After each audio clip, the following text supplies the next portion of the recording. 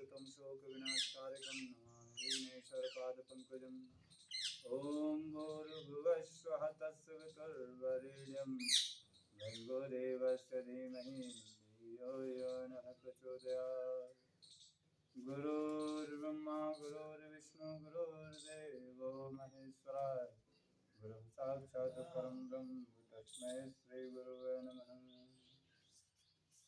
ॐ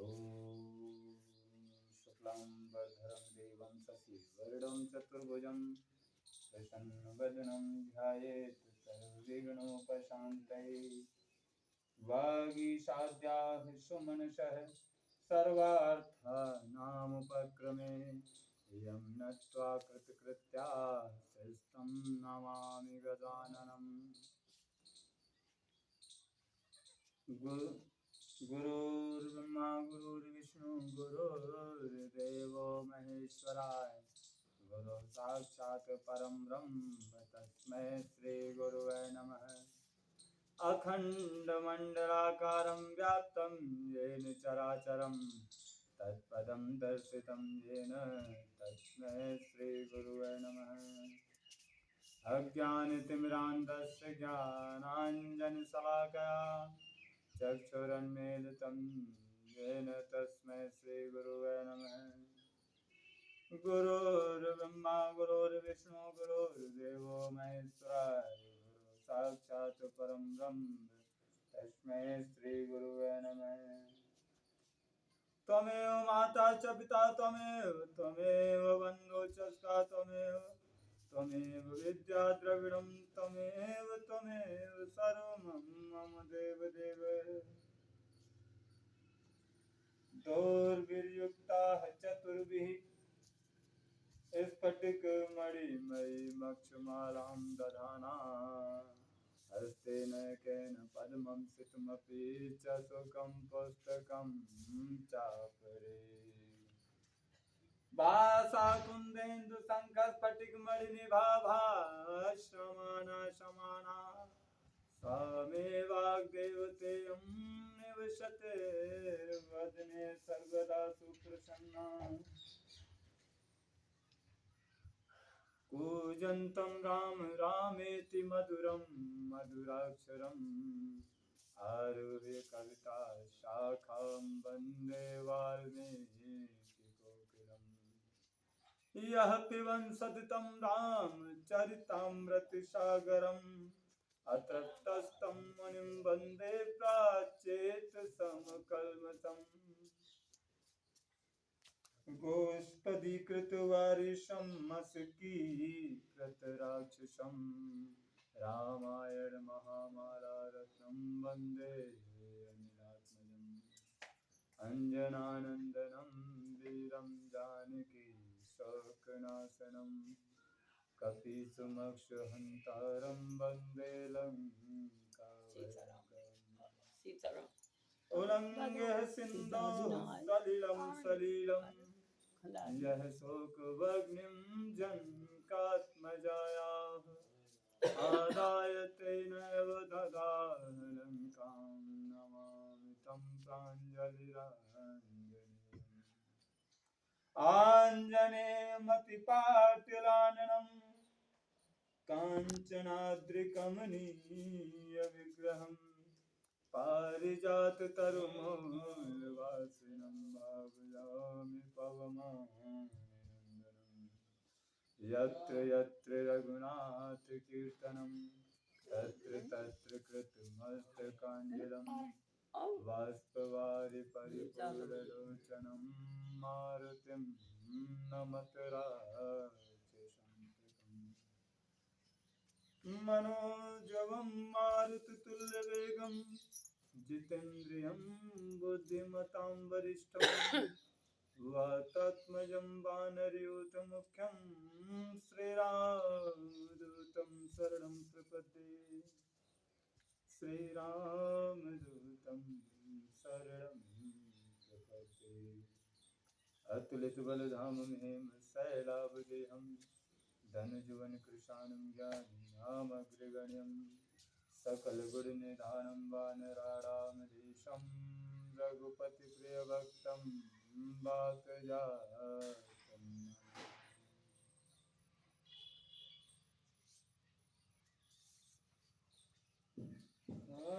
वैदेही शैतं सर्द्रुम तले है वे महामंडपे मध्ये पुस्तकमासने मणिमये वीरासने संस्थितम् अग्रे वाचैत प्रभञ्जन सुते तत्त्वं मुनिभ्यः परं व्याख्यान्तं परतादिभिः व्याख्यान्तं भरतादिभिः परिवृतं रामं भजे श्यामलम्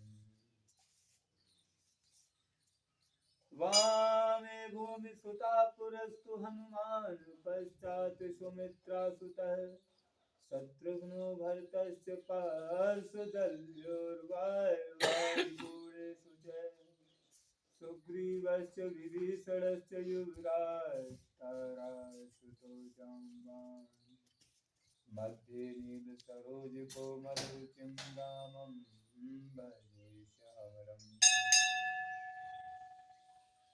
रामं रामानुजं सीतां भरतं भरतानुजं सुग्रीवं वायुसूनुं च प्रणमामि पुनः पुनः प्रणमामि पुनः नमोऽस्तु रामाय सलक्ष्मणाय दैव्यचतस्य जनकात्मजाय नमोऽस्तु रुद्रेन्द्रयमानेभ्यो नमोऽस्तु चन्द्रार्कमरुभ्यो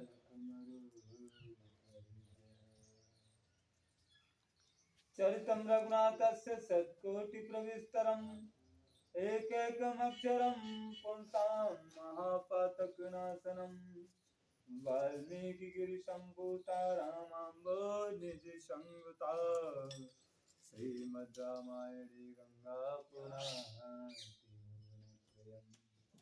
यत्र यत्र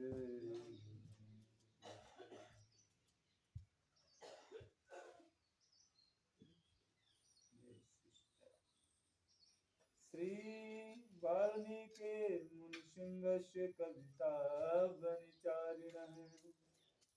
शृण्वन् रामकथानादं पूर्णयाति परं गतिम्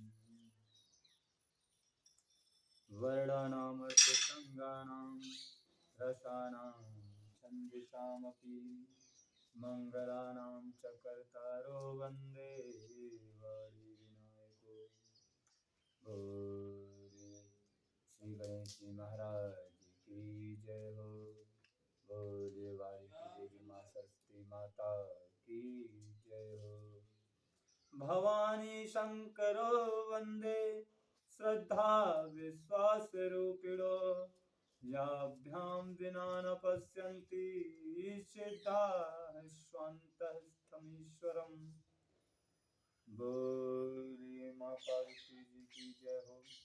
बोले महादेव जी की जय हो।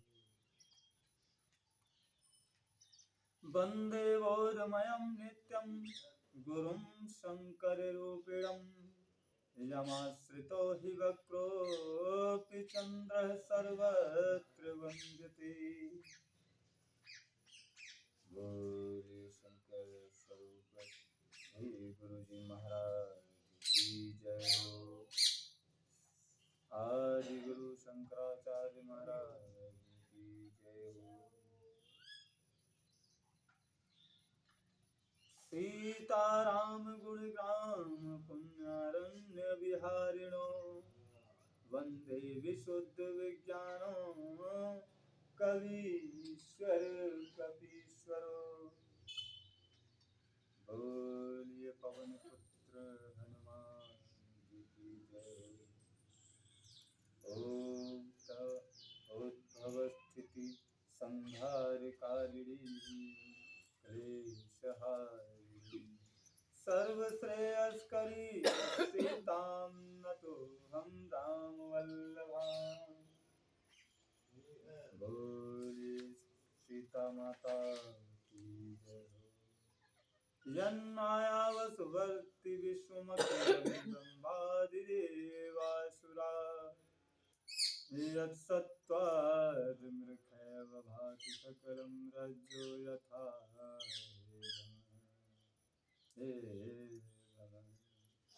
यत्पादप्लवमेकमेव हि भवान्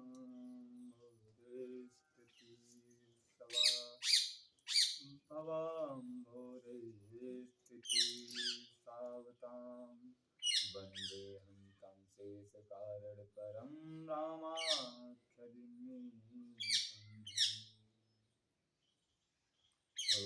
श्यावर रामचंद्र की जय हो। परम ब्रह्म भगवान श्री रामचंद्र जी की जय हो। नाना पुराण निगमागम सम्मतं यत् रामायणे निगदितं पश्यन्तो स्वन्तः सुखाय तुलसी रघुनाथ गाथा भाषा निबंधमति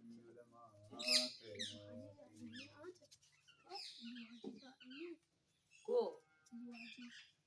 कहाँ आई कौन कौन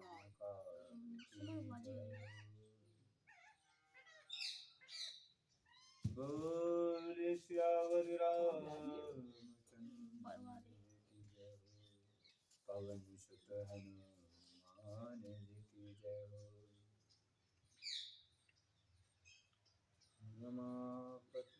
पवन सुत हनुमान जी की जय हो। रमापति महादेव जी की जय हो। रमापति रामचंद्र जी की जय हो।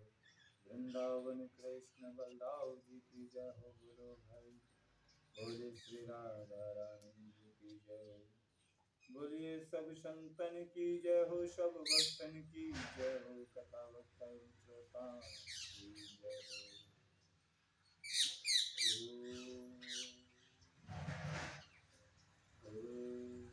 अपने अपने महाराज की जय हो। अपने अपने माता पिता की जय हो। जय जय श्री सीताराम जय जय श्री राधेश्याम।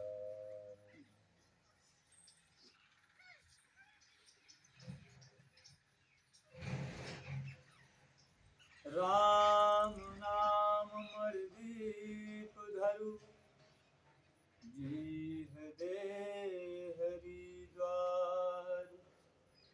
तुलसी भीतर बाहर हूँ जो चाहे उजियार। जो चाहे उजियार।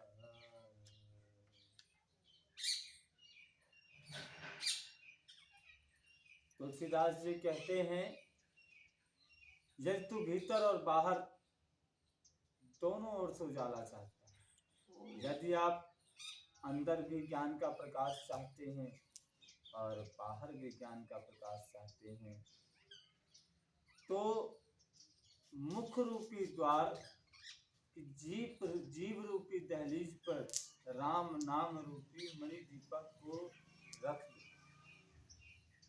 अगर घर के भीतर भी उजाला चाहिए और घर के बाहर भी उजाला चाहिए, दहलीज पे दीपक रखने से घर के अंदर भी उजाला हो जाता है और घर के बाहर भी हो जाता है।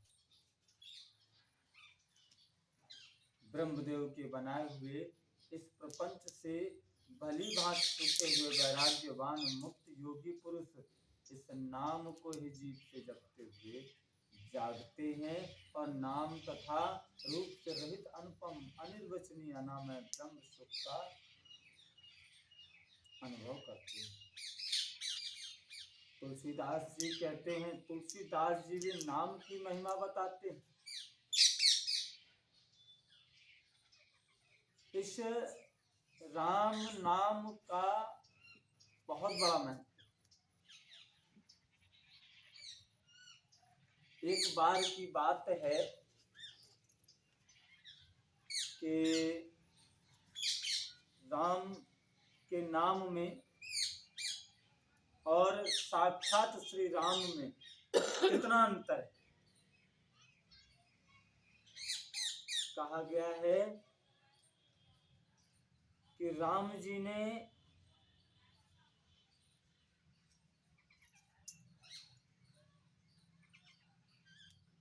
सिर्फ अहिल्या को उतारा, सबरी को उतारा, है ना, गरुड़ जी को उतारा, मगर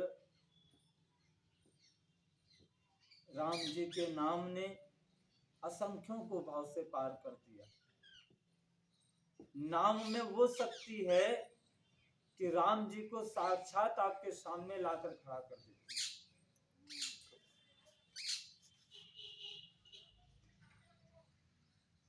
नाम के आगे राम भी हारते हैं।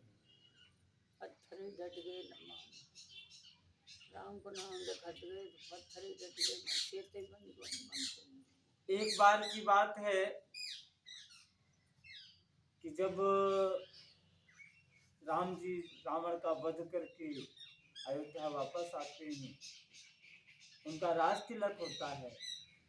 राज तिलक होता है तो पूरे विश्व के राजा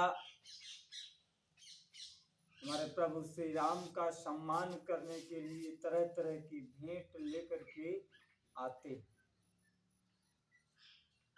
उनका सम्मान करने के लिए आ रहे होते हैं। इधर विश्वामित्र जी और प्रभु देव ऋषि नारद जी भी वहीं उपस्थित थे।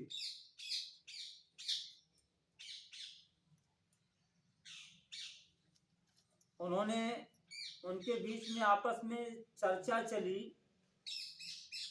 कि राम ने रावण को मार दिया, ये कर दिया, वो कर दिया, रावण का वध किया और राम सेतु का निर्माण करवाया, इतना बड़ा युद्ध किया, इतने राक्षस मारे,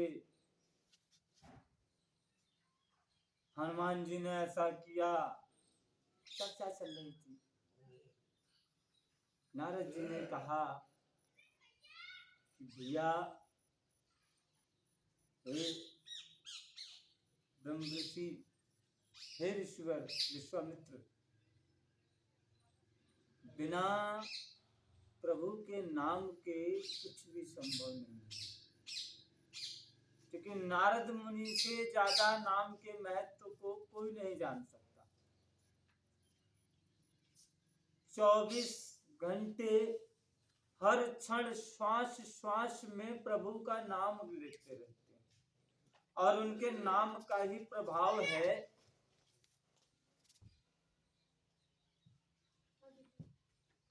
सीता, उनके नाम का ही प्रभाव है, नाम जप का ही प्रभाव है कि वो कहीं भी किसी भी लोक में कभी भी जा सकते हैं और अपने दिव्य शरीर के साथ जा सकता है। और नाम जप का ही प्रभाव है कि आज वो देव ऋषि के पद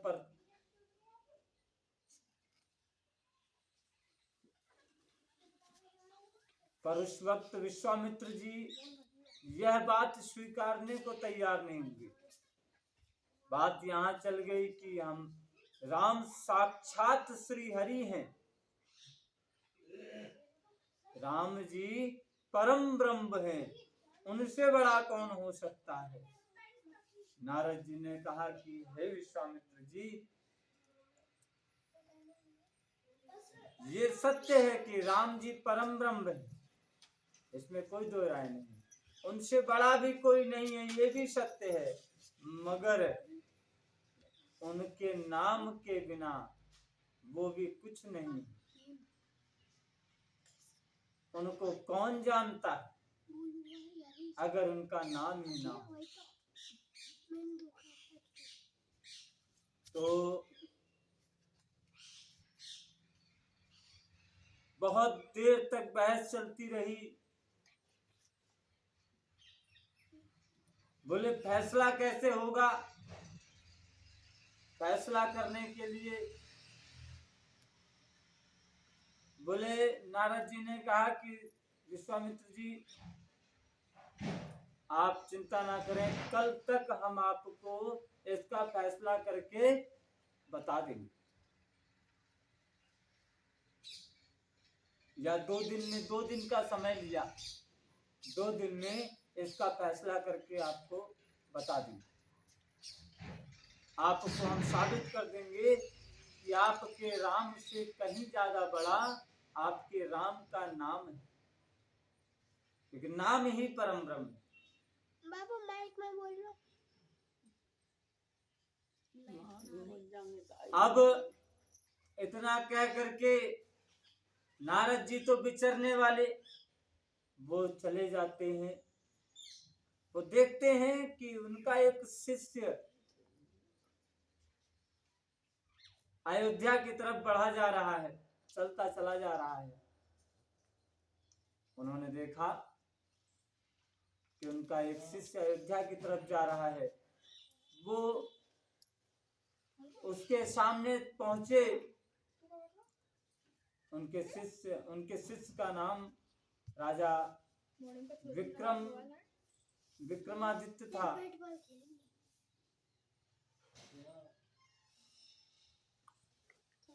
जैसे ही राजा ने देखा कि हमारे गुरुदेव पधारे हैं, साष्टांग प्रणाम किया, उनका सम्मान किया और अचानक किस प्रकार भेंट करने का कारण पूछा। उनकी इच्छा जाननी चाहिए। उन्होंने कहा कि हे राजन, आज हम आपसे कुछ कहना चाहते हैं, आज हम आपसे कुछ मांगना चाहते हैं। राजन ने कहा गुरुदेव अहो भाग्य, आज हमारे गुरु को देने का कुछ समय हमको मिला है। ऐसा शुभ समय तो जीवन में बड़ी मुश्किल से आता है। अगर गुरु को कुछ देना हो जाए तो अति प्रसन्नता के साथ देना चाहिए। तो मैं स्वयं और मेरा संपूर्ण राज्य आपका है। आप तो केवल आदेश करें, मैं आपका दास हूं, आपका सेवक हूं। आप जो आदेश करेंगे मैं उस आदेश का पालन करने के लिए तत्पर हूं। राजन के मुख से ऐसे वचन सुन करके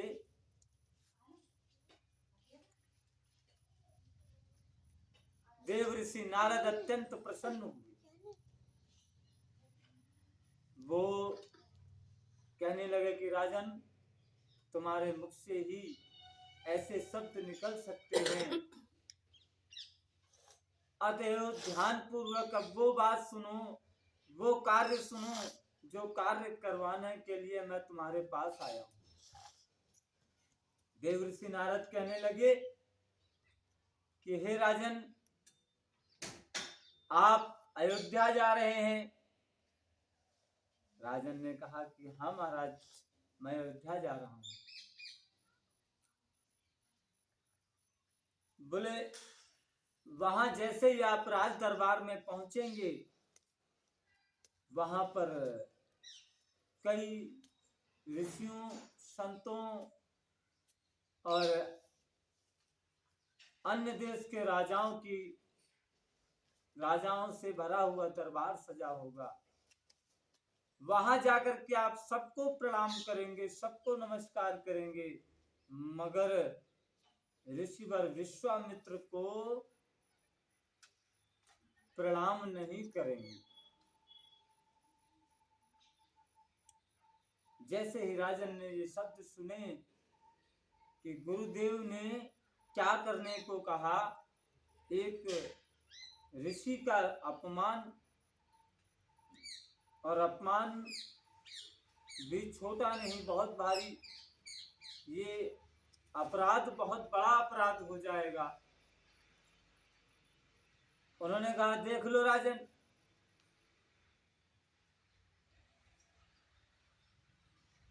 अब गुरु आज्ञा का पालन तो करना ही था। गुरु ने जिस कार्य को करने से मना किया वो कार्य नहीं हो सकता। गुरु ने जो कार्य करने के लिए कहा वो कार्य करना पड़ेगा। अब राजन जाते हैं, राम जी के दरबार में पहुंचते हैं, वहां भेंट आदि करके सबसे पहले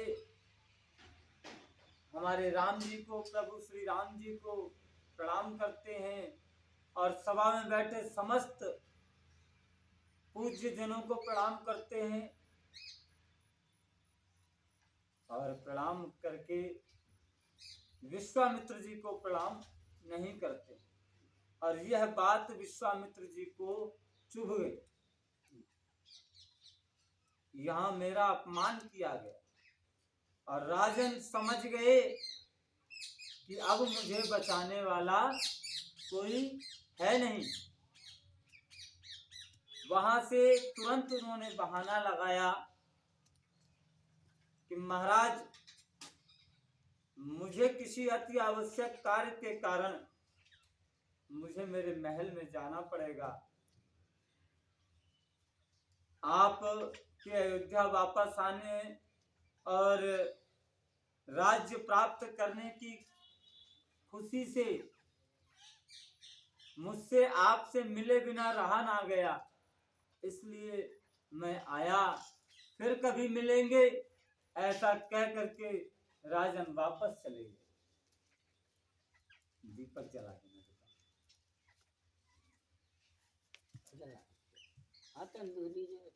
वो भाग रहे हैं, जा रहे हैं अपने राज्य की तरफ और मन में विचार कर रहे हैं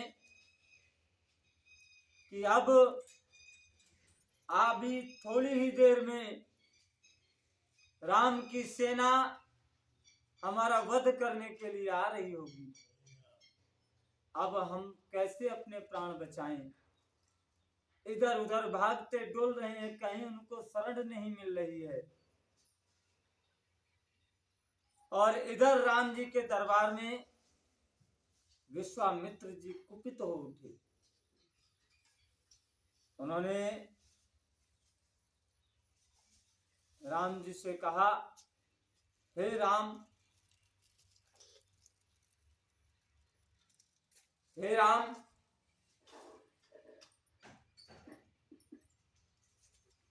देखिए जिसमें लीड लगी है ना उसका वॉल्यूम थोड़ा बढ़ाना, जिसमें लीड लगी उसके ऊपर वाला वॉल्यूम।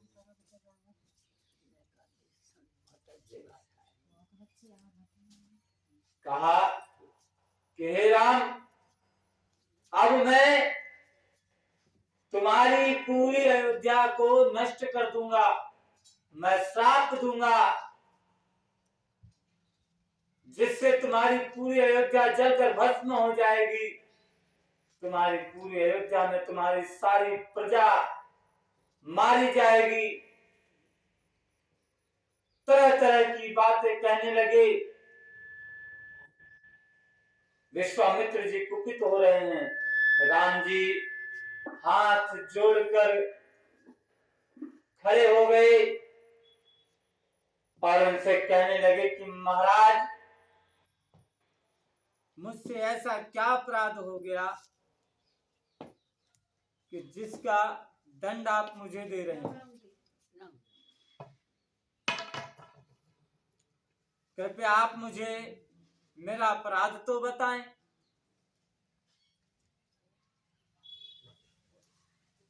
और आपका दंड स्वीकार्य होगा। महाराज जी ये पैसे रकम महाराज जी,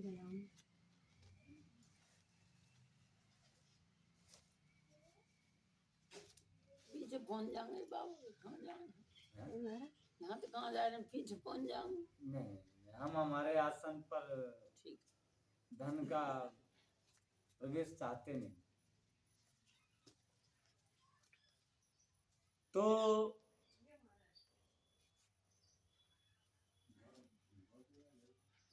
जब राम जी ने कारण पूछा, जब राम जी ने कारण पूछा तो विश्वामित्र जी ने कहा, हे राम, आप राजा बनने के राजा बनने की खुशी में इतने उतावले और मद में चूर हो गए हैं कि आपको यह एहसास नहीं कि आपके गुरु का अपमान हो गया है।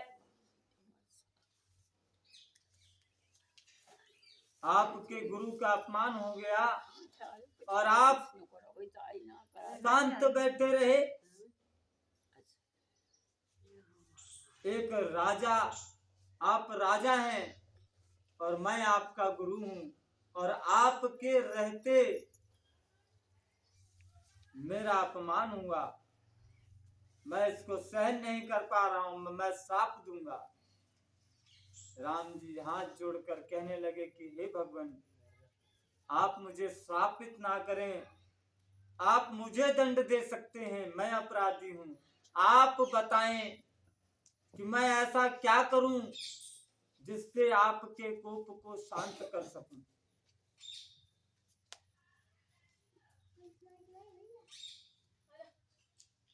बहुत अनुनय विनय करने पर विश्वामित्र जी कहने लगे, मेरे क्रोध को शांत करने का एकमात्र उपाय है, और वो क्या है कि या तो जिस राजा ने मेरा अपमान किया, मुझे प्रणाम नहीं किया, उसका सर मेरे सामने पेश किया जाए, अर्थात उसको मृत्यु दंड दिया जाए, नहीं तो मैं पूरी अयोध्या को श्रापित करूंगा। देखिए, अपने मान सम्मान के लिए किसी के प्राणों की बलि लेना यहां तक क्रोध के आवेश में आकर के किया जा सकता, और किया। राम जी ने भांति भांति समझाने का प्रयास किया, मगर विश्वामित्र जी नहीं मानते हैं। अब राम जी ने भी संकल्प लिया कि हे गुरुदेव, आपकी आज्ञा का पालन होगा। आपने कहा सूर्योदय तक, प्रातः सूर्योदय से पहले मैं आपके सामने उसका सर पेश करूंगा। राम जी अपनी सेना भेज देते हैं उसके राज्य की ओर, उसके राज्य पर चढ़ाई की जाए और उसका वध करके उसका सर कलम करके यहां लाया जाए। जैसे सेना राम जी के उस राजा के राज्य में पहुंची, उस राज्य को जीत लिया, मगर राजा वहां नहीं पाया, क्योंकि राजा तो अपने प्राण बचाने के हेतु इधर उधर भाग रहा था। इधर भागते भागते उसकी मुलाकात फिर नारद जी से होती है, पर नारद जी के कदमों में लौट जाता है, कहने लगता है, गुरुदेव, अब आप ही हमें बचा सकते हैं, मैं आपकी शरण में हूं।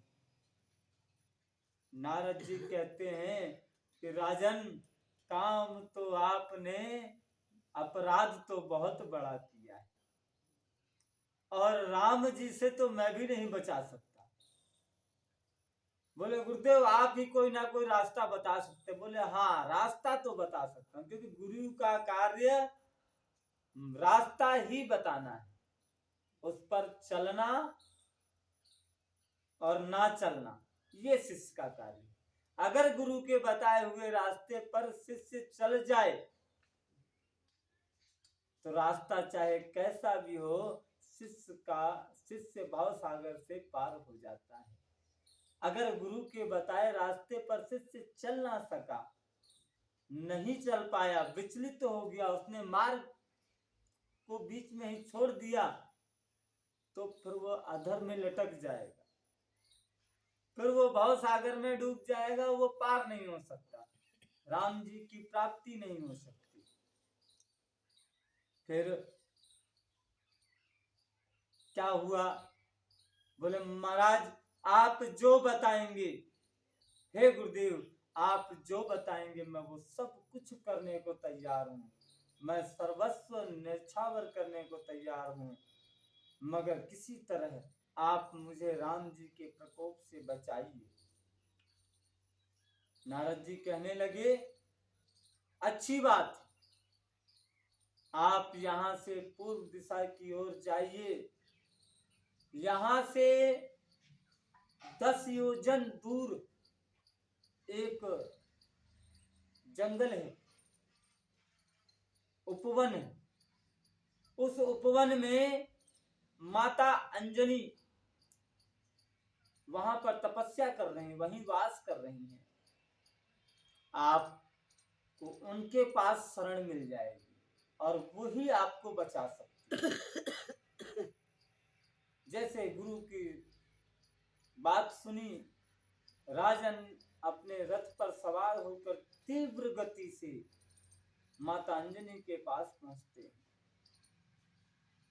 माता अंजनी के पास पहुंचते हैं, मगर नारद जी ने बताया था कि जब आप माता अंजनी के पास पहुंचेंगे तो आप राम जी के शत्रु हैं, आपको स्वीकार नहीं करेंगी, वो बचा तो सकती हैं मगर वो आपको स्वीकार नहीं करेंगी, क्योंकि आप राम जी के शत्रु हैं, और जो कोई राम का बैरी हुआ उसको तो कोई नहीं बचा सकता,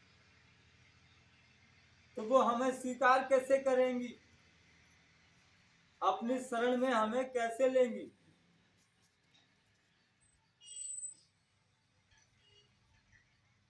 ऐसा प्रश्न पूछकर नारद जी ने बताया कि राजन आप वहां जाइएगा, वो समाधि में लीन होंगी, सायकालीन आप उनके चरणों में लेट जाइएगा,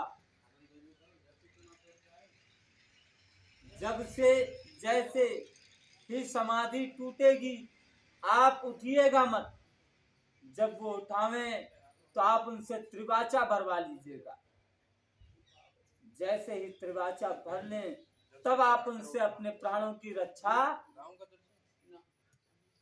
का वचन मांग लेना, फिर उन्हें आपको अपनी शरण में लेना पड़ेगा। ऐसा सुनकर राजन अपनी माता के पास, अंजनी माता के पास पहुंच जाते हैं। अंजनी माता के पास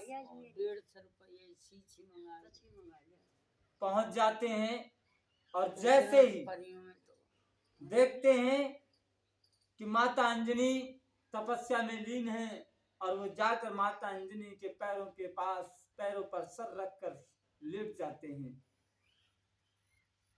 कुछ समय पश्चात माता अंजनी की समाधि खुली, और जैसे उन्होंने देखा कि एक व्यक्ति उनके चरणों पर सर रख करके लेटा हुआ है, उन्होंने उठाने का प्रयास किया, अत्यंत प्रेम से कई बार उससे उठने को कहा, मगर राजन उठने को तैयार नहीं थे। त्राहिमाम कर रहे थे, माता रक्षा करो, माता रक्षा करो, यही धुन लगाए हुए थे। उन्होंने कहा आप अपना परिचय दो और उठ कर के बैठो। बोले नहीं माता, पहले आप त्रिवाचा भरें, मैं आपसे अपनी रक्षा करवाना चाहता हूं, आप त्रिवाचा भरें कि आप मुझे अपनी शरण में लेंगी। जब वो उठ नहीं रहे थे, इस कारण अंजनी माता ने त्रिवाचा भर लिया। यानी कि 3 बार वचन दे दिए। जैसे ही 3 बार अंजनी माता ने वचन दिए, वैसे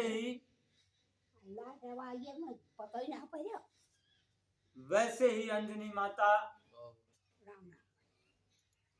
जैसे ही माता अंजनी ने वचन दिया और वैसे ही राजन उठकर बैठ गए। अब माता अंजनी पूछती, बताओ कौन आपके प्राणों का प्यासा है, कौन आपके प्राण हर लेना चाहता है। राजन ने बताया,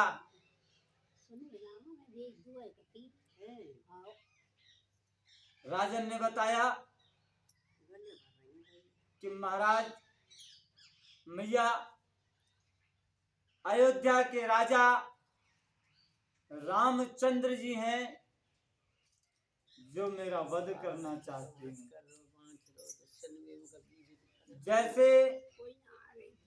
जैसे ही माता अंजनी ने ये शब्द सुने कि अयोध्या के राजा राम, उनका शत्रु मेरी शरण में आया, उन्होंने कारण पूछा कि ऐसा क्या हुआ जिसके कारण से वो अकारण तो आपका वध नहीं करेंगे, कोई तो कारण होगा। तो राजा विक्रम ने बताया, अपना सारा वृतांत कह सुनाया। राजा का वृतांत सुनने के पश्चात माता अंजनी ने कहा कि राम के बैरी को तो इस जग में कहीं भी जगह नहीं मिलती, परंतु फिर भी आप शरण में आए हैं और ये राम का ही वचन है कि जो शरण में आ जाए उसको कभी त्यागना नहीं चाहिए। ठीक है, हम आपका स्वीकार करते हैं, हम आपको स्वीकारते हैं। एक काम कीजिए कि इधर पत्थर की शिला है, उस शिला के पीछे छुपकर बैठ जाइए और जब कोई आएगा तब मैं उससे बात कर लूंगी। राजन शिला के पीछे छुपकर बैठ जाते हैं। संध्या काल का समय हो रहा होता है। अयोध्या नगरी में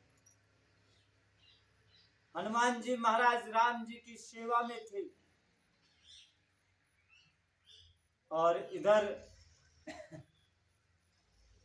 माता अंजनी ने हनुमान जी महाराज को याद किया। जैसे ही याद किया, उस वक्त माता अंजनी ने इससे आज से पहले कभी याद नहीं किया था, क्योंकि ये वक्त हनुमान जी महाराज राम जी की सेवा में देते थे। इस कारण से वो उनकी सेवा में विघ्न नहीं बनती थी। तो हनुमान जी महाराज ने समझा कि आज कोई ना कोई ऐसा अनावश्यक, कोई ऐसा अति आवश्यक कार्य आ पड़ा है जिसकी वजह से माँ ने मुझे याद किया, या तो कोई घोर संकट आ पड़ा है, कोई घोर विपत्ति आ पड़ी हो। ऐसा विचार कर ही रहे थे कि हमारे प्रभु श्री राम ने उनके मन को भांप लिया और उनसे कहने लगे, हनुमान आज आप क्यों विचलित हैं, कोई बात है क्या? हनुमान जी महाराज कहने लगे कि प्रभु, मेरी माँ मुझे बुला रही है और मेरी माँ ने मुझे आज से पहले कभी भी इस तरह याद नहीं किया, और वह भी आपकी सेवा के समय तो बिल्कुल नहीं। और आज वो ऐसे वक्त याद कर रही हैं, मेरे मन में संशय हो रहा है कि कहीं कोई विपत्ति, कोई संकट तो नहीं आन पड़ा। परंतु मैं आपकी सेवा में हूँ, प्रथम मैं आपकी सेवा पूर्ण करके मैं तब ही जाऊंगा। राम जी ने कहा, हे हनुमान,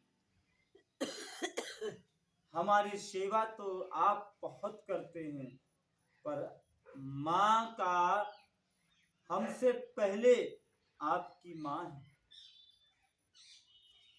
राम जी से पहले एक बच्चे के लिए, एक व्यक्ति के लिए उसके माँ बाप और गुरु पहले होते हैं। बोले कि हे हनुमान, आपका धर्म है,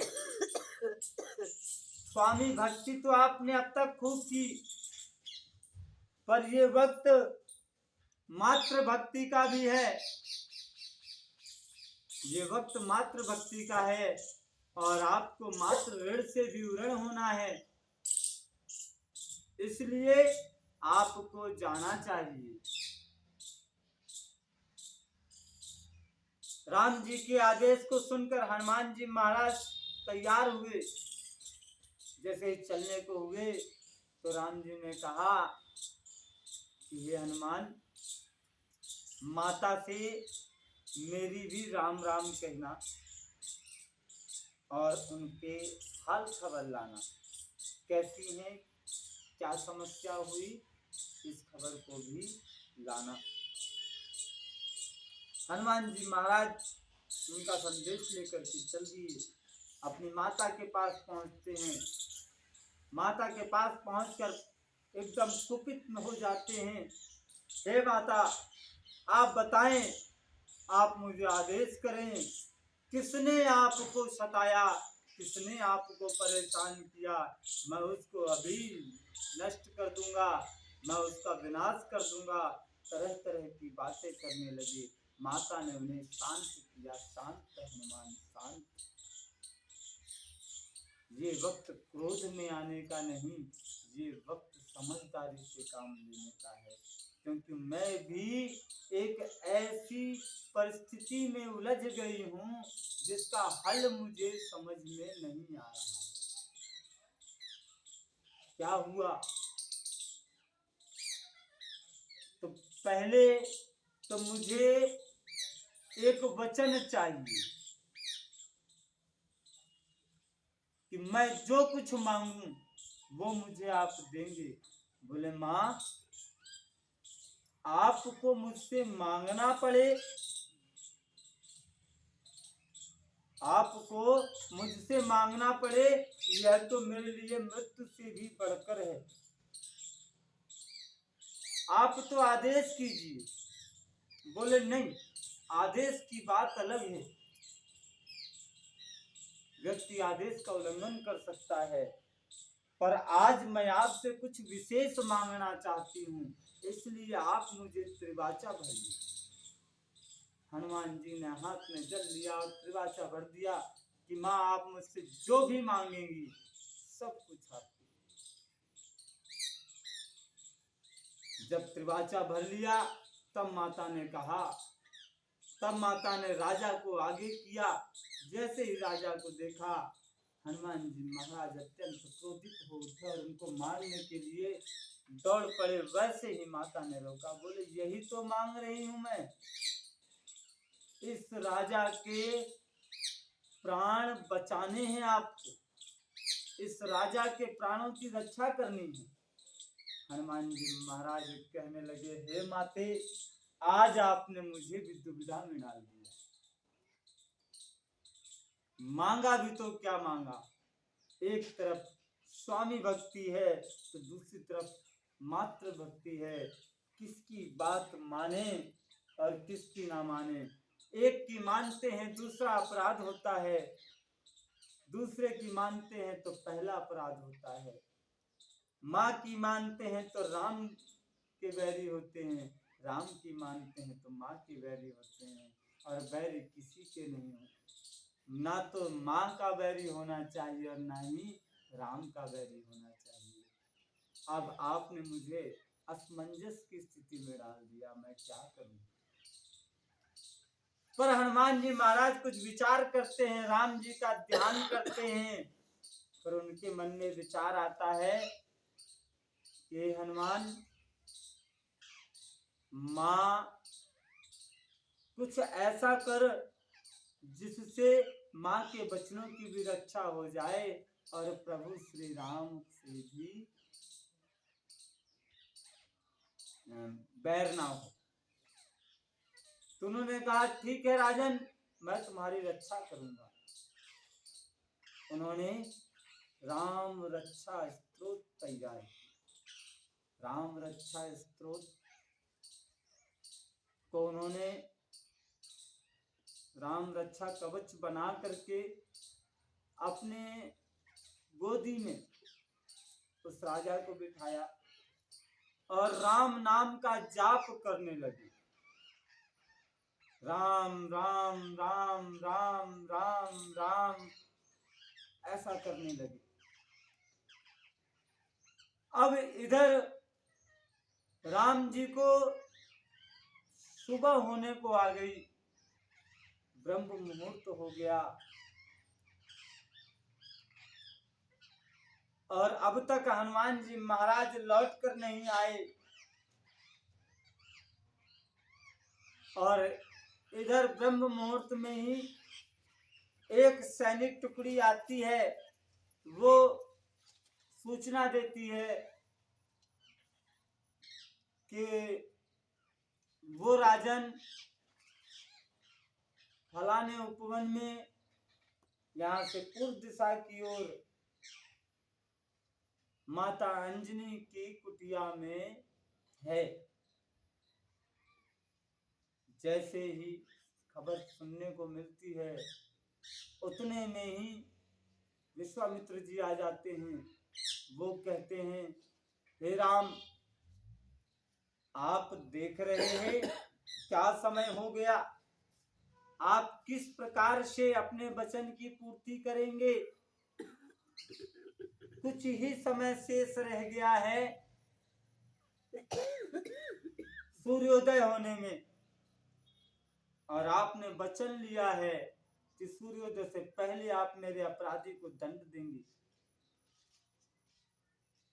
राम जी ने कहा हे गुरुदेव, आपके अपराधी का पता चल चुका है और मैं स्वयं सेना लेकर उसको दंड देने के लिए निकल रहा हूं। अगर इच्छा हो तो मैं चाहता हूं कि आप स्वयं मेरे साथ चलें। भगवान श्री राम जी और उनकी असंख्य सेना उन भारी सेना बल के साथ चल देते हैं, वहां जाकर के पड़ाव डाल देते हैं। और देखते क्या है कि हनुमान जी महाराज की गोद में राजा बैठा हुआ है और हनुमान जी महाराज ध्यान मग्न हैं। प्रभु श्री राम हनुमान से बारंबार कहते हैं कि उस राजा को सौंप दो, मगर हनुमान जी महाराज आज कुछ भी नहीं सुन रहे हैं। कहाँ हनुमान जी महाराज प्रभु श्री राम की एक इशारे को भी समझ जाया करते थे। कहने की जरूरत नहीं होती थी, कहने से पहले काम करके तैयार होते थे। मगर आज हनुमान जी महाराज सुन नहीं रहे हैं। वो सुने कैसे, उन्हें सुनाई ही नहीं दे रहा है कि वो तो राम जी के नाम में मग्न है। प्रभु श्री राम ने कई बार चेतावनी दी, उनकी चेतावनियां सुनकर नारद जी भी प्रकट हो जाते हैं। अब प्रभु श्री राम ने उस राजा को मारने के लिए सैनिक टुकड़ी भेजी, मगर सैनिक टुकड़ी वहां तक नहीं पहुंच सकी, हताश हो गई, वहीं पर मूर्छित हो गई। राम जी ने देखा, फिर स्वयं उस राजा पर बाण चलाने लगे, एक से एक बाण चलाने लगे, एक से एक दिव्य बाणों का अनुसंधान करने लगे, राजा पर मारने लगे, मगर कोई भी बाण उस राजा तक पहुंचता नहीं था।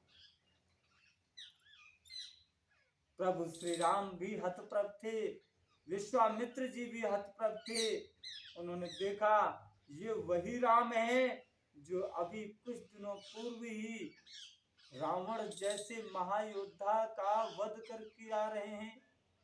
खरदूषण त्रिशरा जैसे बलवान वीरों का वध करके आ रहे हैं। ये वही राम है जिसने बाली जैसे वीर का, महावीर का वध किया था। ये वही राम है जिसने कुंभकर्ण जैसे महाबली को मारा। आज एक अदना सा राजा, छोटे से राज्य का कमजोर सा राजा इन राम से नहीं मारा जा रहा है। किसी को पता ही नहीं चला कि कब सूर्योदय हो गया और कब सूर्य सर के ऊपर पहुंच गया, अर्थात दोपहर हो गई, दूसरा पहर लग गया।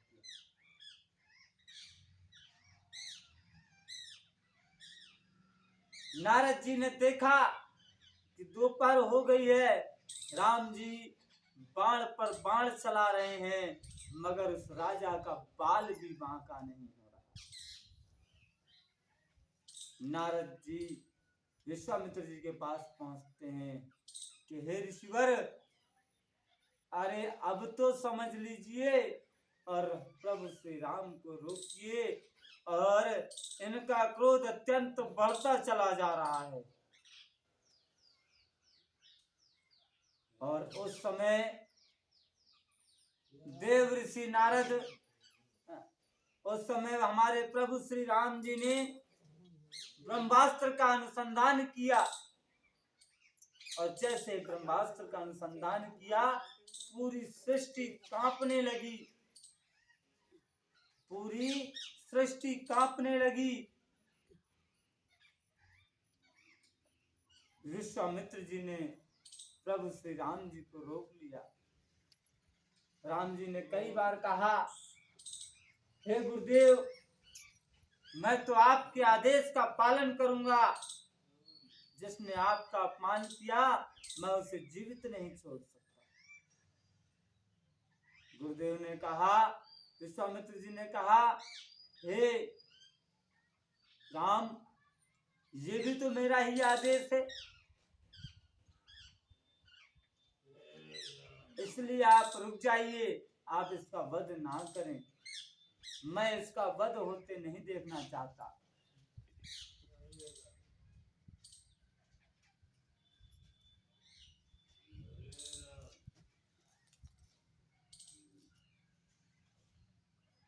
आयो आयो,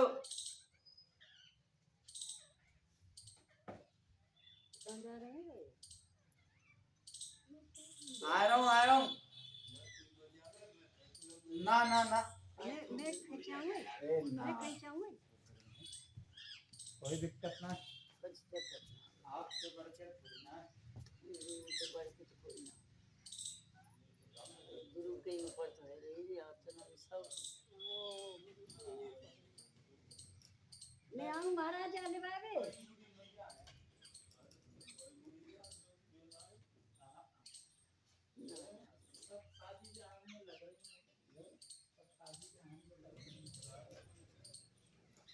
सकार तो नहीं आओ जाओ, सकार पर सकार दिखा होगा, बस जाएंगे भी जाएंगे भैया,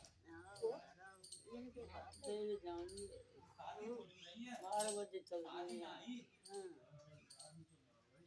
12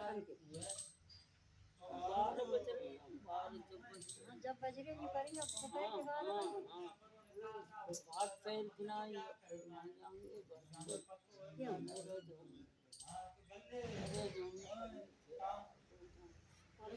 कल को ये परसों को ये तो 28 तारीख लाखों सिरमौर गुरु साल कल लगन बाकी यही पानी है कल जहाँ छुपा ये बस काय ये कल ले लगन तो परसों की आई है परसों आई है जी परसों कह रहे थे ना 11 के दिन आई। हाँ 11 से पुना आई बाबू आई है 24 तारीख मार आयो के नाम शुक्रवार नाम मार आयो यार पिछ बार हाँ जना हम बृहस्पति की वो उनका है यार वो शुक्रवार तो जैसे ही ये कई दिनों के गुरुदेव विश्वामित्र ने मना किया, राम जी ने ब्रह्मास्त्र को रोक लिया और नारद जी ने पूछा विश्वामित्र से, हे ऋषिवर, आपने देखा यह सब क्या था? जो स्वयं परम ब्रह्म हैं, जो सभी देवों के भी इष्ट हैं,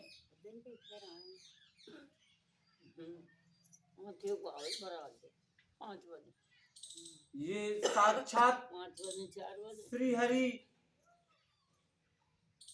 स्वयं एक साधारण से राजा का वध नहीं कर सके। कारण क्या था? सामने हनुमान जी महाराज बैठे हुए हैं,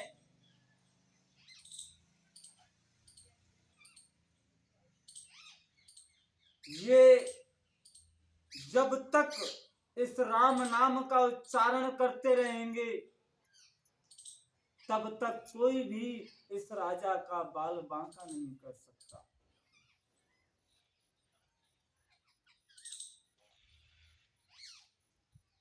तो राम जी ने हनुमान से कहा कि हे हनुमान, अब आप इस राजन को छोड़ दो। तो हनुमान जी ने कहा कि हे भगवान, मुझे सिर्फ एक वरदान चाहिए। बोले कहो, मैं आपसे अति प्रसन्न हूँ। हनुमान जी ने कहा कि हे प्रभु, मैं इस राजा की प्राण रक्षा चाहता हूँ, आप इसकी प्राण रक्षा का वचन दें। आप अपने हाथों से इसका वध नहीं करेंगे, आप इस राजा को इसके किए की सजा नहीं देंगे। राम जी ने उसके हनुमान जी के वचन को स्वीकार किया और उस राजा को अभय दान दिया। राजा अपने महल को गया, राम जी अपने अयोध्या पूरी वापस आ गए। तो ये राम नाम का महत्व है। राम जी के नाम के आगे राम जी को भी रुकना पड़ जाता है। राम जी के नाम ने ही ब्रह्मदेव को सृष्टि के रचने के लायक बनाया। राम जी के नाम ने ही भगवान शंकर को भगवान शंकर बनाया। राम जी के नाम ने ही भगवान विष्णुदेव को इस संपूर्ण सृष्टि का पालन करता बनाया।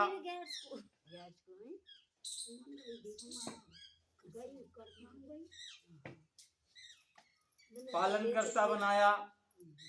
राम के नाम में ही वो प्रभाव है कि एक साधारण व्यक्ति राम के नाम का ही वो प्रभाव है कि एक साधारण व्यक्ति भी अगर राम के नाम का जप करे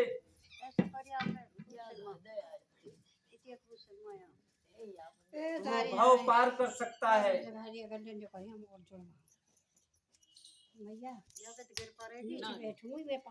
मुड़ा ले लीजिए।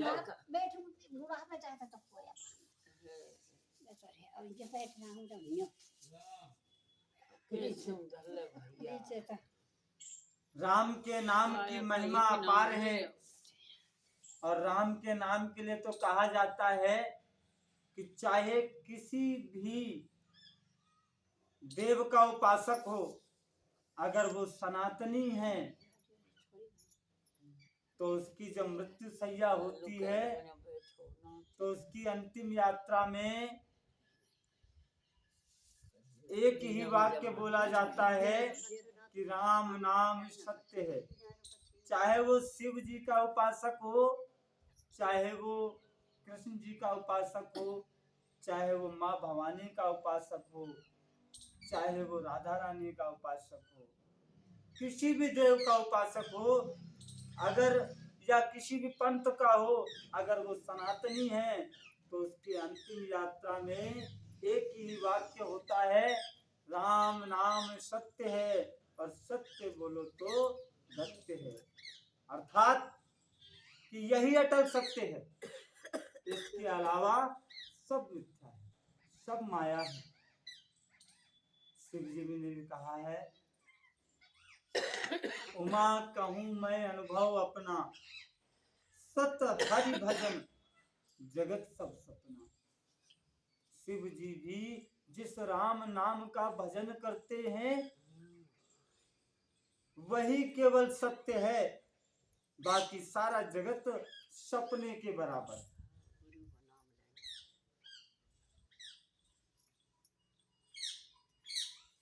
तुलसीदास जी कहते हैं कि नाम जी हैं जप जागहि जोगी, विरत बिरंच प्रपंच वियोगी, और ब्रह्म सुख ही अनुभव ही अनुपा, अकथ नाम नाम न रूपा। अर्थात ब्रह्मदेव के बनाए हुए इस प्रपंच, ब्रह्मदेव ने जो रचा है ये सारी माया बनाई है, और इस माया से भली भांति छूटे हुए जो हैं वैराग्यवान हैं, मुक्त हैं, जो योगी हैं, इस नाम को ही अपनी जीभ से जपते हैं। राम जी के नाम को ही अपनी जीभ से जपते हुए जागते हैं। नाम तथा रूप से रहित अनुपम अनिर्वचनीय अनामय ब्रह्म सुख का अनुभव करते हैं। उस परम ब्रह्म के परम तत्व को जान पाते हैं।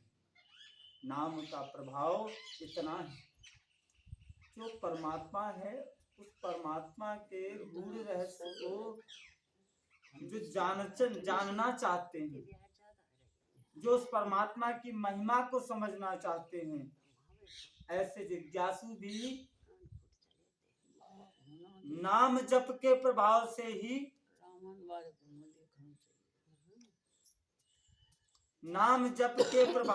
ही उसको जान पाते हैं। और जो लौकिक सिद्धियां चाहते हैं उनके लिए भी नाम जप ही परम सर्वश्रेयस्कर है। अगर कोई साधक लव लगाकर मन से राम जी के नाम का जप करता है तो आठों सिद्धियां उसको स्वतः प्राप्त हो जाती हैं। उसे किसी अन्य क्रिया की आवश्यकता नहीं होती है, मात्र प्रभु के नाम जप और गुरु के दिए हुए मंत्र से आपके पास सिद्धियां स्वतः चलकर आ जाती हैं।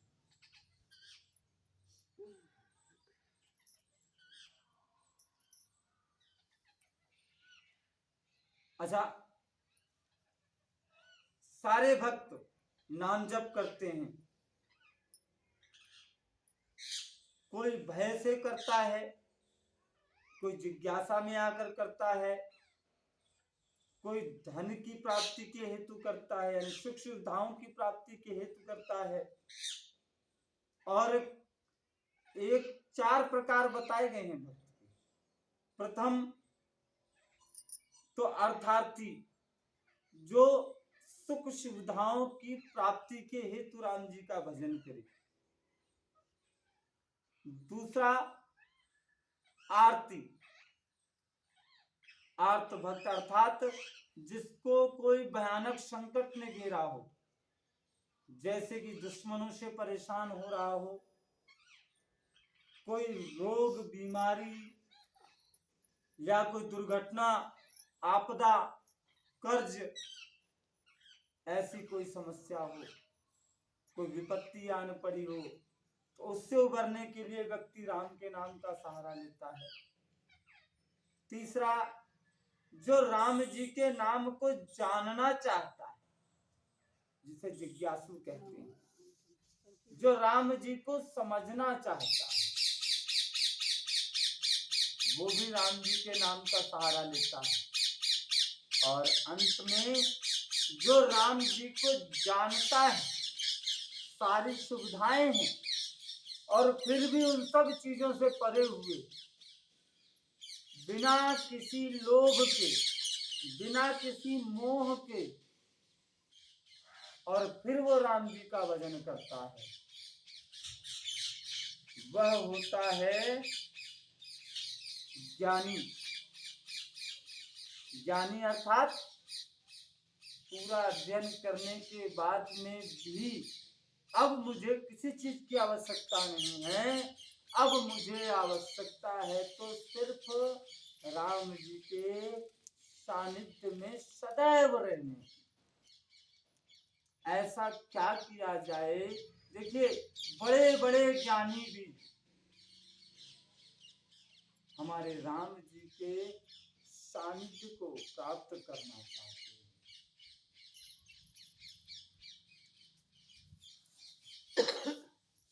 तो बाबा हम जी खिला रहा बात सब देख लो का ब्रो कहा बात तो ना दे जाऊं बाबा राम जी के ठीक तो लोग हाथ पुकार बाबा बुद्धि सानिध्य को प्राप्त करना चाहते हैं, बैठे बाबा। और ये चारों ही भक्त चतुर होते हैं, और चारों ही भक्तों को नाम का ही आधार है। आप बारंबार नाम जप करेंगे, धन की इच्छा से, सुख सुविधाओं की इच्छा से, तो वो इच्छाएं भी आपकी पूर्ति होंगी। अगर आपके मन में कोई इच्छा नहीं है, अगर आप संकट से हैं, तो आपके संकटों का स्वतः ही नाश हो जाता है। अगर आप उनसे निवृत्त होना चाहते हैं तो देखिए, सबसे बड़ी चीज है कि राम जी के नाम में सर्वसमर्थ, राम जी का नाम सर्वसमर्थ है, ये तो सर्वविदित सब जानते हैं। आप अगर किसी कामना से राम जी के पास आते हैं, उनकी शरण में आते हैं, तो आपकी हर कामना पूर्ण होती है। रोग निवृत्ति, किसी संकट से निवृत्ति, सुख समृद्धि की प्राप्ति, बच्चे को नौकरी लगाना, शादी ब्याह करवाना, या पुत्र की प्राप्ति, पुत्री की प्राप्ति, या अन्य सुख सुविधाओं की प्राप्ति, तो ये सारी चीजें भी होती हैं। फिर कुछ लोग होते हैं जो इन सब चीजों को छोड़कर, त्याग कर वैराग्य की ओर आते हैं, राम जी को समझना चाहते हैं। समझने के लिए जिज्ञासा अनिवार्य है कि राम जी कैसे हैं, उन्होंने क्या क्या किया, तो उसके लिए फिर अध्ययन करते हैं। और अध्ययन करने मात्र से सब कुछ नहीं आता। इतनी मोटी मोटी पुस्तकें होती हैं और अनेकों पुस्तकें हैं। तो जब राम जी की कृपा होती है, जब राम जी के नाम का साथ मिलता है, तो वो पुस्तकें स्वतः इस हृदय में गुरु की कृपा, गुरु के आशीर्वाद से राम की कृपा और राम का आशीर्वाद प्राप्त होता है। जब राम जी की कृपा, गुरु की कृपा और उनका आशीर्वाद मिल जाता है, तो हृदय में सारे शास्त्र, सारे ग्रंथ स्वतः ही समाहित हो जाते हैं। पहले तुम बाबा बंद कर। इसके लिए इसके लिए हमें आवश्यकता है अधिक से अधिक, जितना हम कर सकते हैं, राम जी के नाम का जाप करना। या अपने, देखिए, कोई कृष्ण को मानता है, कोई राम को मानता है, कोई शिव जी को मानता है, सब एक ही हैं। कोई किसी पंथ के गुरु का शिष्य, कोई किसी पंथ के गुरु का शिष्य, सब एक ही हैं। इसमें आपने अपने गुरु के दिए हुए नाम का जप करना है, गुरु के दिए हुए नाम की पूजा करनी, आराधना करनी, गुरु के दिए हुए मंत्र का जाप करना है। इसमें आप जितना अधिक समय दे सकते हैं, राम जी की कृपा हम पर उतनी ही अधिक होती है और हम वो आपको मोक्ष प्राप्ति की तरफ भव सागर से पार लगाने के लिए तैयार रहते हैं। अब ये जो इनके 4 प्रकार के भक्त हैं, ये चारों ही भक्त प्रभु के नाम का सहारा लेकर के अपने भव को पार करने का प्रयास करते हैं और कर भी जाते हैं। यूं तो चारों युगों में वेदों में भी नाम का ही प्रभाव ज्यादा है, क्योंकि नाम जप एक ऐसी क्रिया है जिसमें मात्र सरलता चाहिए, इसमें कपट नहीं चाहिए, निर्मल मन चाहिए, इसमें आपको कोई कर्मकांड नहीं करना है। नाम जप को आप किसी भी अवस्था में कर सकते हैं, सोते हुए, लेटे हुए, बैठे हुए, चलते हुए, किसी काम को करते हुए। नाम जप के लिए आपको किसी आसन लगाने की अनिवार्यता नहीं। तो यह तो सबसे उत्तम साधन है। इसलिए वेद भी नाम जप को ज्यादा प्रभावशाली बताते हैं, परंतु कलयुग में तो इसका कुछ और ज्यादा महत्व है।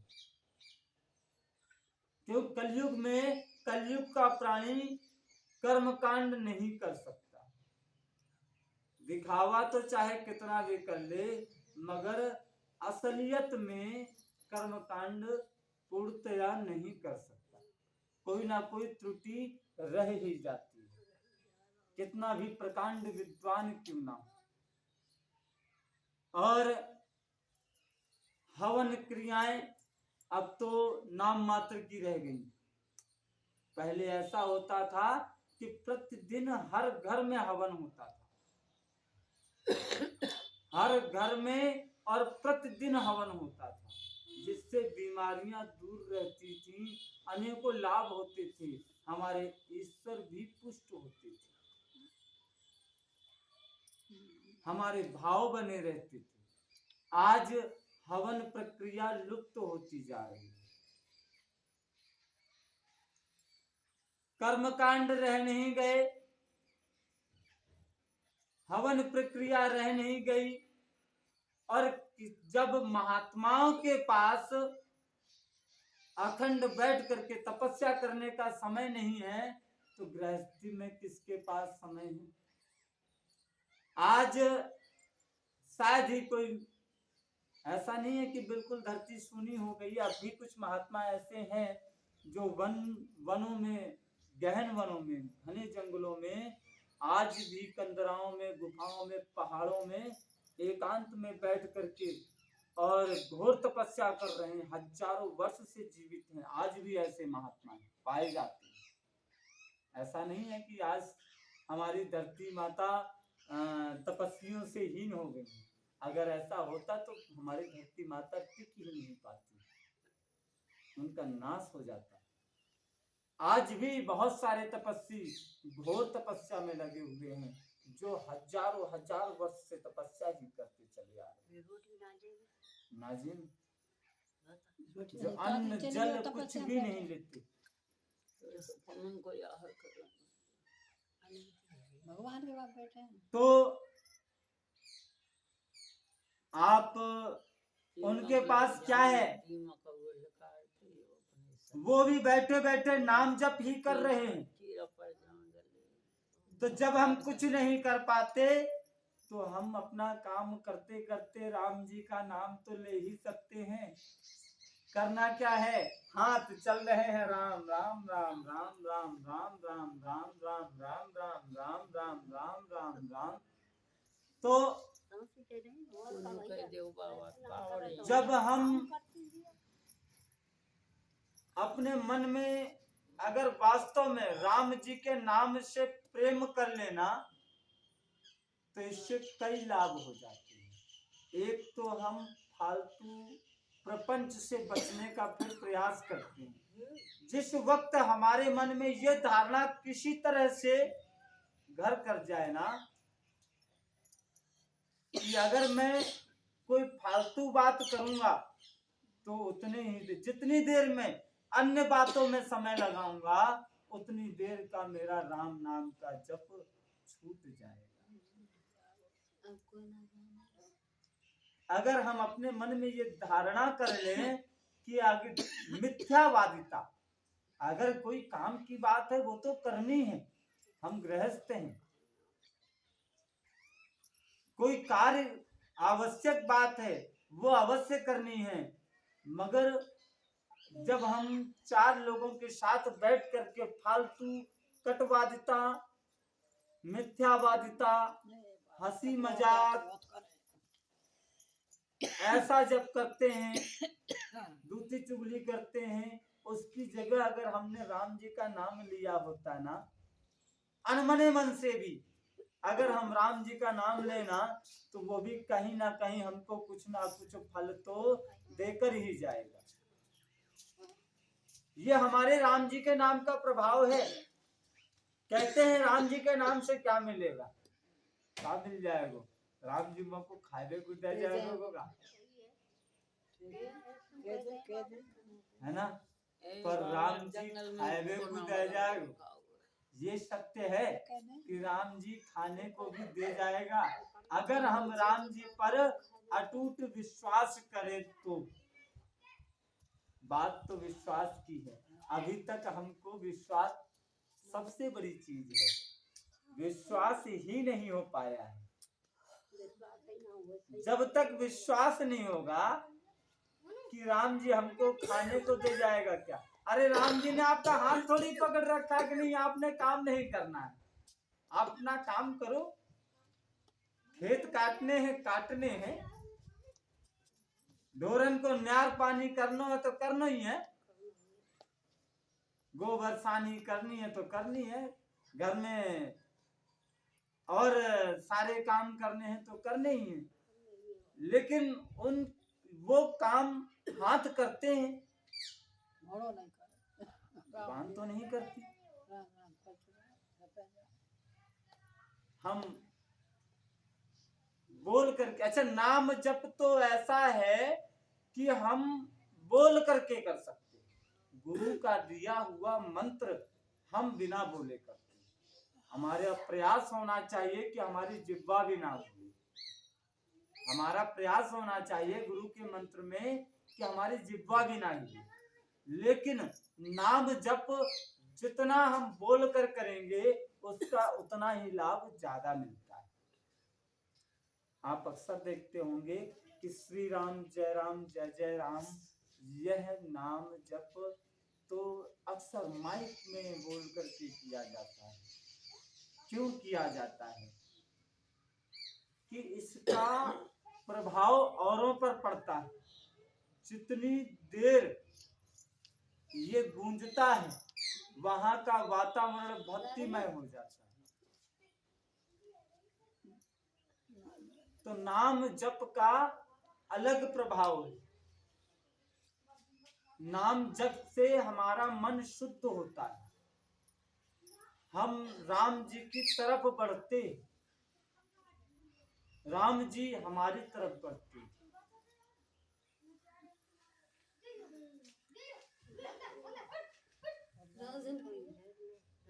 राम जी का नाम ऐसा है जो सब प्रकार की भोग की मोक्ष की कामनाओं से रहित श्री राम भक्ति के रस में लीन है।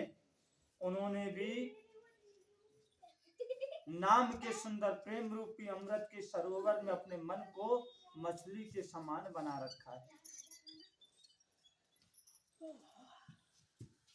जो साधु महात्मा लोग हैं वो राम जी के नाम से क्षण भर के लिए भी अलग नहीं होना चाहते। निर्गुण और सगुण ब्रह्म के दो स्वरूप हैं, ये दोनों ही अकथनीय हैं, अथाह हैं। अनादि हैं, अनुपम हैं। मेरी सम्मति में इन दोनों से बड़ा नाम है। चाहे निर्गुण हो चाहे सगुण हो। मैं आपके सामने बैठा हुआ हूं, सगुण हूं, शरीर से हूं, लेकिन मेरा नाम आपको पता नहीं है। आप मुझसे कैसे बात करेंगे? आप मुझसे कैसे बात करेंगे? चलिए, मैं नहीं हूं, अब मेरी आवाज है यहाँ, और मेरी आवाज से आपको कैसे पता चलेगा कि मैं ही बात कर रहा हूं या मैं कहाँ हूं, कैसा हूं? आप मुझे कैसे पहचानेंगे? आपने कभी मेरा नाम नहीं सुना,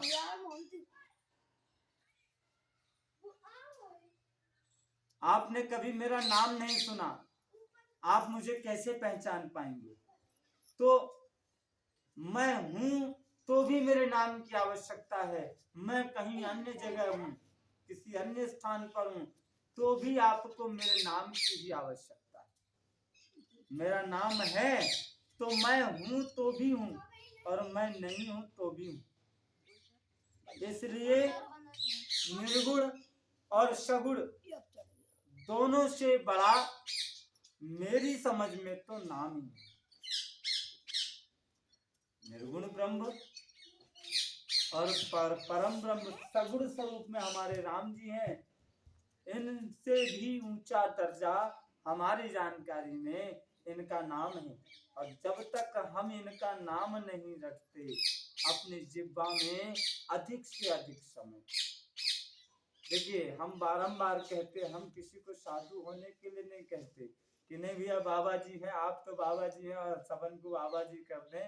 हम बाबा जी नहीं करना चाहते। वो सब बाबा जी हो जाएंगे तो हमन को रोटी कौन ला के देगा, है ना? तो हमें काम करते हुए, गृहस्थ रहते हुए, अपने भोगों को भोगते हुए धर्म के साथ चलते हुए बस पाप आचरण से बचें, बुरे कार्यों से बचें, असत वचनों से बचें। कोई ऐसा वचन ना कहें जिससे किसी का दिल दुखे, जो असत मार्ग पर चलने वाला हो या जिससे किसी समाज का अहित हो रहा हो, इनसे बचें। जो कार्य हमको मिला है हम उस कार्य को कर्तव्यनिष्ठ होकर, सत्यनिष्ठ होकर करें।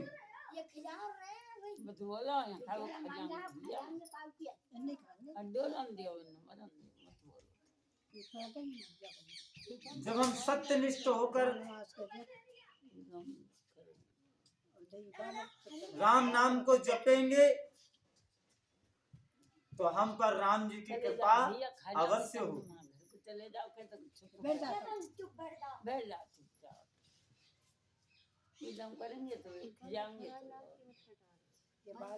और मैं तो अपने विश्वास, रुचि और प्रेम के साथ एक बात कहता हूँ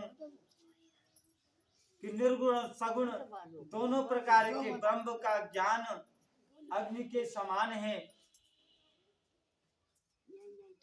निर्गुण उस अप्रकट अग्नि के समान है जो काठ के अंदर तो है, लकड़ी के अंदर आग तो है, मगर वो दिखती नहीं।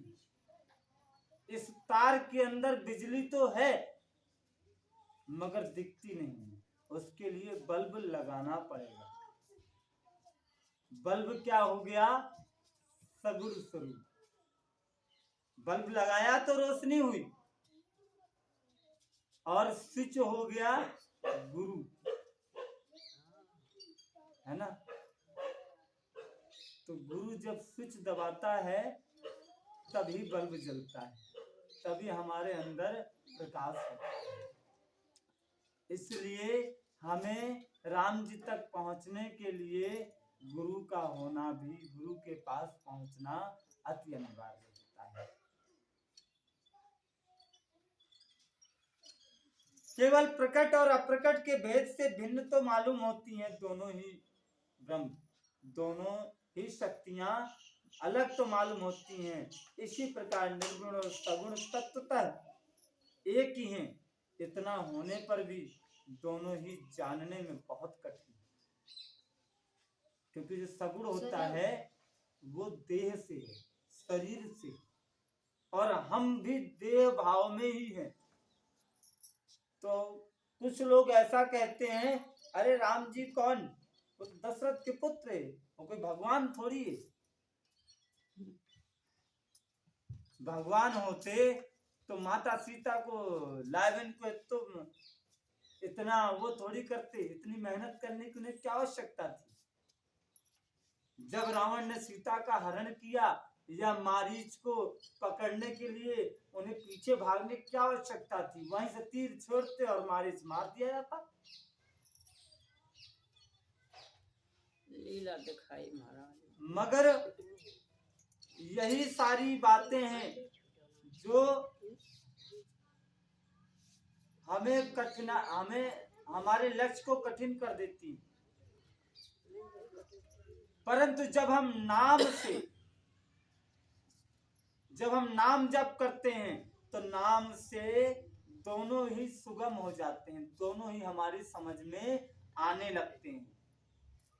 और इसी से मैंने नाम को निर्गुण और सगुण ब्रह्म से बड़ा कहा। निर्गुण ब्रह्म सगुण राम दोनों से ही बड़ा कहा है। ब्रह्म व्यापक है, एक है, अविनाशी है, सत्ता, चैतन्य और आनंद की धनराशि है।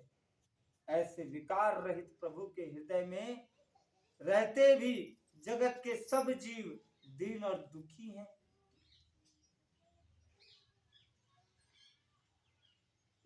नाम का निरूपण, नाम का जतन करने से वही ब्रह्म ऐसे प्रकट हो जाता है कि रत्न के जानने से उसका मूल्य। अभी यूं बताया जाए कि एक हीरा है, इसकी क्या कीमत होगी, हीरा दिखाया जाए नहीं,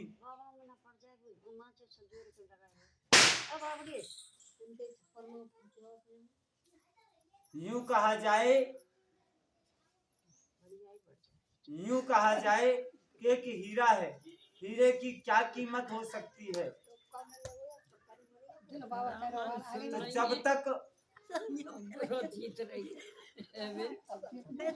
जब तक हीरा देखेंगे नहीं तब तक उसकी कीमत हम जांच नहीं सकते, उसकी कीमत हमको पता नहीं चल पाएगी। इसी प्रकार से निर्गुण से नाम का प्रभाव अत्यंत बड़ा है। श्री रामचंद्र जी ने अपने भक्तों के हित के लिए मनुष्य शरीर को धारण करके स्वयं कष्ट सहकर साधुओं को सुखी किया, सज्जनों को सुखी किया। परंतु भक्तगण प्रेम के साथ नाम का जप करके सहज में ही आनंद और कल्याण के घर हो जाते। कहा गया है राम एक तापस तिय तारी। अब देखिए राम ने किसको तारा, तुलसीदास जी बता रहे हैं राम जी ने किसको किसको तारा और नाम ने किसको तारा है।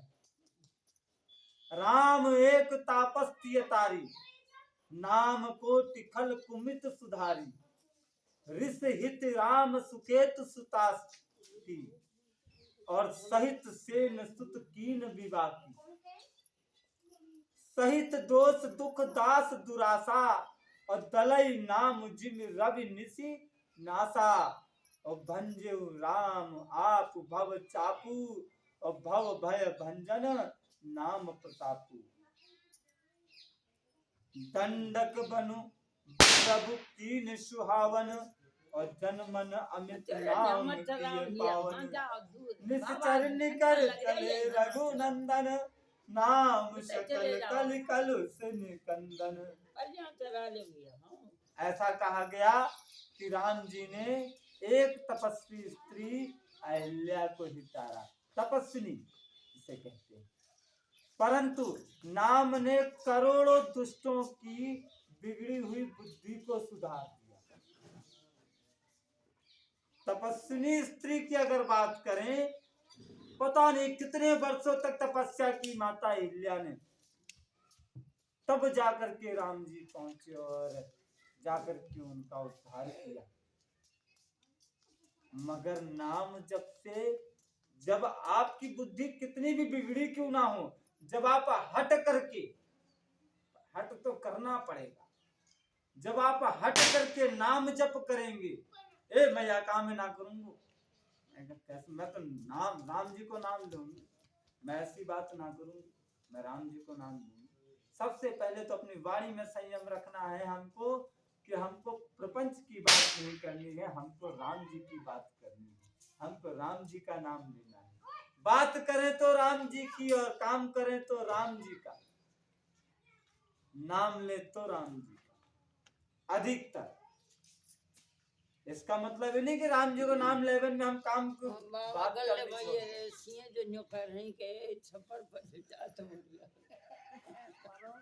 है ना। तो जब हम हट पूर्वक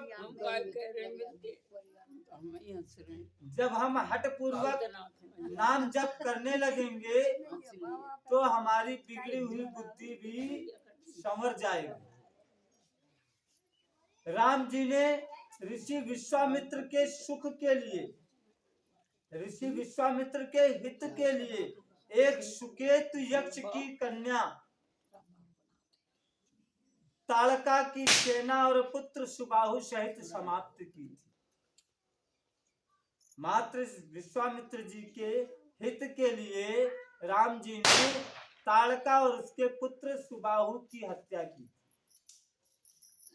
मगर नाम अपने भक्तों के हित के लिए उस भक्त के, अनेकों भक्तों के अनेक दोष, दुख, दुराशाओं का इस तरह से नाश कर देता है जैसे सूर्य रात्रि का नाश कर देता है। राम जी ने तो कुछ ही राक्षसों का वध किया, मगर राम जी का नाम, अनेकों भक्त हैं, पता नहीं कितने भक्त हैं राम जी के।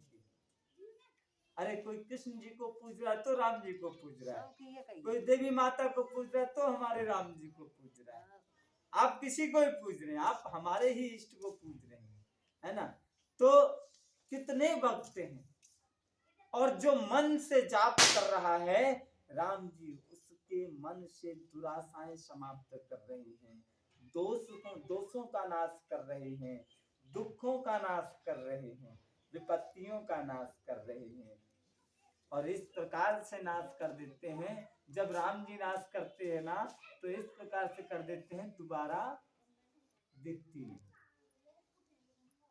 श्री राम जी ने तो स्वयं शिव जी के धनुष को तोड़ा, परंतु नाम का प्रताप ही संसार के सब प्रकार के भयों का नाश करने वाला है। प्रभु श्री राम जी ने दंडक वन को सुहावना बनाया, परंतु राम ने असंख्य मनुष्य के मनों को पवित्र कर दिया। जिसने राम जी के नाम को हठ पूर्वक धारण कर लिया, उसका मन ही पवित्र हो जाता है। श्री रघुनाथ जी ने राक्षसों के समूह को मारा है, परंतु नाम तो कलयुग के सारे पापों की जड़ उखाड़ने वाला है। श्री रघुनाथ जी ने तो शबरी, जटायु आदि उत्तम सेवकों को ही मुक्ति दी, यानी उत्तम सेवक जिन्होंने उत्तम सेवा की राम जी की, उन्हीं को मुक्ति दी। परंतु नाम ने कोई उत्तम और निम्नतम नहीं देखा। नाम ने ये नहीं देखा किसने हम राम जी की सेवा की है कि नहीं की है, नहीं देखा। आप कुछ सेवा ना करें राम जी की, मगर धर्म से चले, आप सत्यनिष्ठ हो, धर्मनिष्ठ हो और आप नाम जप करें तो नाम जप आपको आपके गुरु से मिलाएगा और गुरु के बताए हुए रास्ते पर चलकर आप भव से पार हो जाएंगे। श्री राम जी ने सुग्रीव और विभीषण श्री राम जी ने सुग्रीव और विभीषण दो को ही अपनी शरण में रखा और यह तो बात सबको ही जानते हैं, परंतु नाम ने अनेकों गरीबों पर कृपा की है, अनेकों गरीबों पर कृपा की है। नाम का यह सुंदर गिरध लोक वेद में विशेष रूप से प्रकाशित। श्री राम जी ने तो भालू और बंदरों की सेना बटोरी और समुद्र पर पुल बांधने के लिए थोड़ा परिश्रम नहीं किया। श्री राम जी ने तो समुद्र में पुल बांधा तो वानर और भालुओं की सेना की सहायता से बांधा, परंतु नाम लेते ही किसी प्रकार की पुल की आवश्यकता ही नहीं पड़ती और किसी सेना की आवश्यकता नहीं पड़ती। भवसागर से आदमी पार हो जाता है। इस संसार रूपी इस संसार में 7 महासागर बताए गए हैं। इस संसार में 7 महासागर बताए गए हैं और इस संसार रूपी भवसागर से राम जी बिना किसी पुल बिना किसी बल के ऐसे आराम से पार कर देते हैं, पता ही नहीं चलता है। ये नाम का प्रभाव है। अगर आप श्रद्धा से विश्वास से कर तो करेंगे भवसागर पार बाबा कैसे कर जाओ तो कर दे जाएंगे बाबा की राम का नाम लेते ही ये संसार समुद्र हमको सूखा लगने लगता है। अब आप स्वयं ही विचार कीजिए दोनों में कौन बड़ा है। राम सकल गुण रावण मारा, सीय सहित निजपुर पगुधारा। राजा राम अवध राजधानी, गावत गुण सुर मुनि बरवानी। सेवक सुमिरत नाम शपीति, जिन सम प्रबल मोह दलु जीति। फिरत स्नेह मगन सुख अपने, नाम प्रसाद सोचन सपने। नाम प्रसाद सोचन सपने। हाँ ब्रह्म राम ते नाम बड़े, वरदायक वरदानी। रामचरित सतकोटि मह, लील महेश जिय जान। तुलसीदास जी कह रहे हैं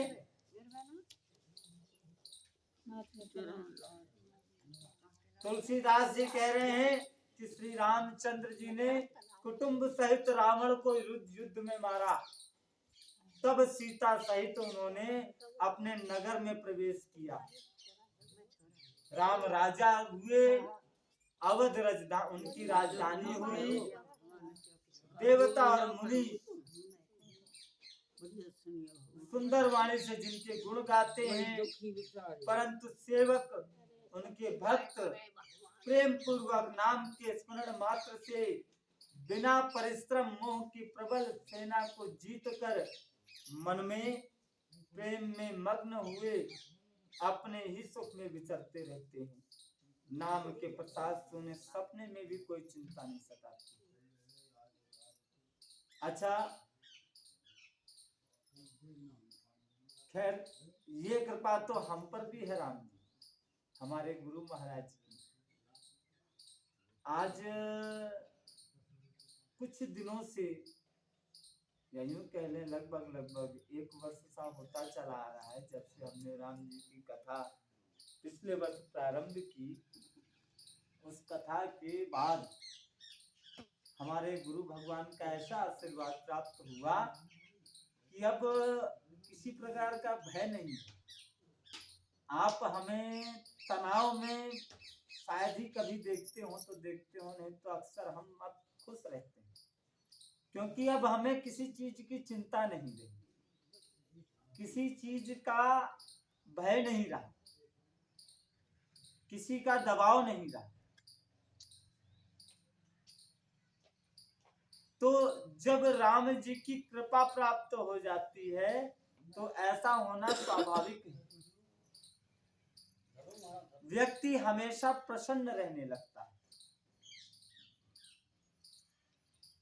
और ये प्रसन्नता प्राप्त करना यूं तो बहुत सहज है और परिश्रम करने पर बहुत कठिन भी है।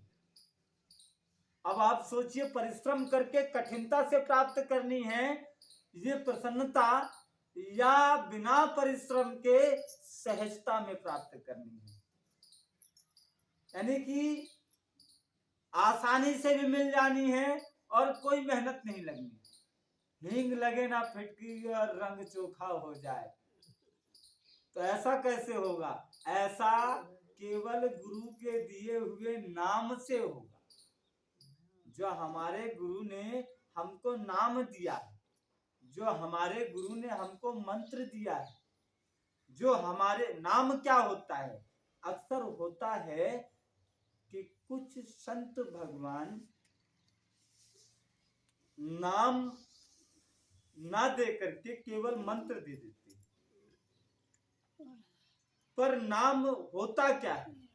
जो हमारे गुरु के इष्ट होते हैं, उन्हीं का नाम हमारे लिए परम पवित्र नाम होता है। जैसे हमारे गुरु के इष्ट मर्यादा पुरुषोत्तम भगवान श्री रामचंद्र जी, तो हमें जो गुरु के तरफ से नाम दिया गया है राम जी का नाम, श्री राम जय जय राम, यही नाम जप है हमारा। ऐसे ही किसी गुरु के, यानी आपके गुरु के जो भी इष्ट हैं, उनका नाम जप ही आपके लिए परम पवित्र नाम जप, और वही आपको सारे भव बंधनों से मुक्त करा देगा।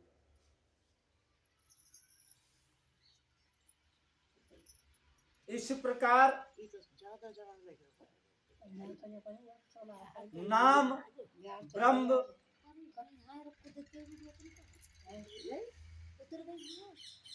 राम, निर्गुण ब्रह्म और सगुण राम से भी बड़ा है। यह वरदान देने वालों को भी वरदान देने वाला है। श्री शिव जी ने अपने हृदय में यह जानकर ही 100 करोड़ रामचरित्र में से इस राम नाम को सार रूप से चुनकर ग्रहण किया है। आज मास परायण पहला विश्राम होता है। आगे की कथा कल सुबह दोपहर 12 बजे से संभवतः 2 बजे तक या राम जी की इच्छा तक होगी। आप लोग 2 बजे शाम जाने आरती कर लीजिए। और का भाई अब तमा भाई आएंगे 1:15 बजे 1:30 बजे तक ही आरती कर